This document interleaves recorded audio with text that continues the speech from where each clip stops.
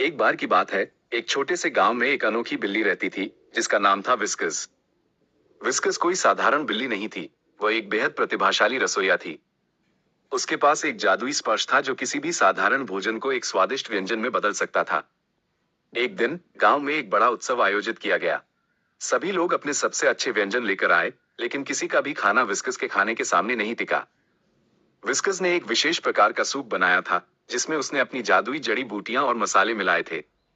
Soup इतना स्वादिष्ट था कि लोग अपनी उंगलियां चाटते रह गए। विस्कस की प्रसिद्धि दूर दूर तक फैल गई। लोग दूर दूर से उसके हाथ का बना खाना खाने आते थे। विस्कस ने कभी किसी को निराश नहीं किया। वो हमेशा प्यार और देखभाल के साथ खाना बनाती थी, और उसका खाना लोगों के दिलों को छू जाता था।